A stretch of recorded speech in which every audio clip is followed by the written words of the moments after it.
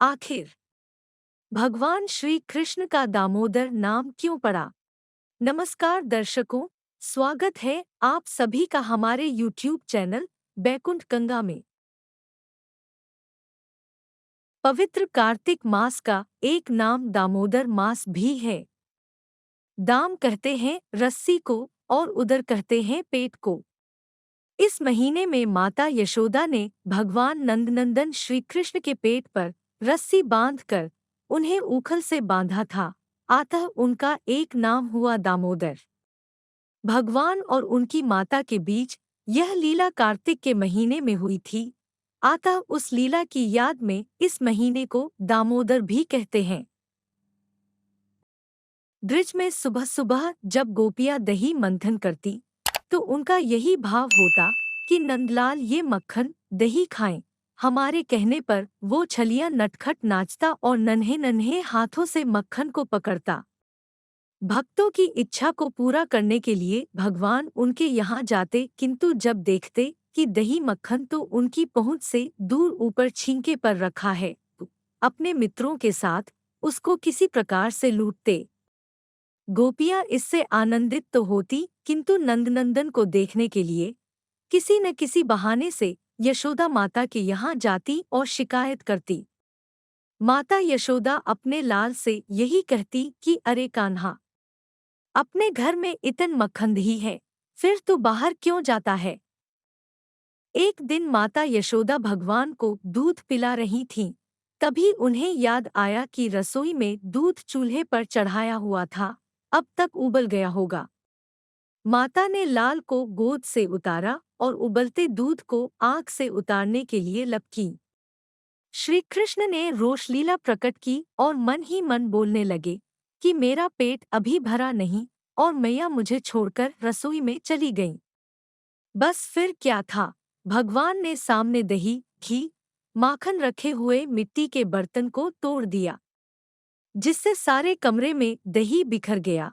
परंतु इससे भी बालकृष्ण का गुस्सा शांत नहीं हुआ। उन्होंने कमरे में रखे सभी दूध और दही की मटकियों को तोड़ डाला।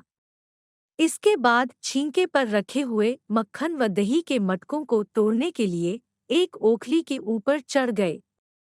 उधर यशोदा मैया जब दूध संभाल कर मुड़ी तो वह यह देखकर हैरान हो गई कि दरवाजे में से दूध ही मक्खन बह रहा है। माता को देखकर श्री कृष्ण ओखली से कूदकर सरपट भागे। अपने घर में माखन चोरी की श्री कृष्ण की यह पहली लीला थी। माता यशोदा श्री कृष्ण को पकड़ने के लिए उनके पीछे दौड़ी। मैया ने सोचा आज कन्हैया को सबक सिखाना ही होगा, अतः छड़ी उठाई और उनके पीछे पीछे भागी। यह निश्चित है कि सर्वशक्तिमान अनंत गुणों से विभूषित भगवान यदि अपने आप को न पकड़वाएं तो कोई उनको नहीं पकड़ सकता। यदि वे अपने आप को न जनाएं तो कोई उन्हें जान भी नहीं सकता। माता यशोदा का परिश्रम देखकर भगवान श्री कृष्ण ने अपनी चाल को थोड़ा धीमा किया। माता ने उन्हें पकड़ लिया और वापस नंदभवन में वहीं पर ले आई जहां ऊखल पर चढ़कर भगवान बंदरों को माखन बांट रहे थे। सजा देने की भावना से माता यशोदा श्री कृष्ण को ऊखल से बांधने लगी।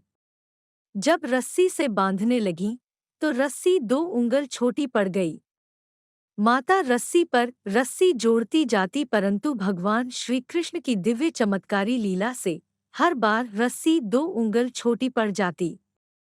सारे गोकुल की रस्सियां आ गई, किंतु भगवान नहीं बंध पाए। रस्सी हमेशा 2 उंगल छोटी रही। भगवान ने अपनी इस लीला के माध्यम से हमें बताया कि वे छोटे से गोपाल के रूप में होते हुए भी अनंत हैं। अपनी वात्सल्य रस की भक्त माता यशोदा की इच्छा पूरी करने के लिए वे लीला पुरुषोत्तम जब बंधे तो पहली रस्सी से ही बंध गए, बाकी रस्सियों का ढेर यूं ही पड़ा रहा।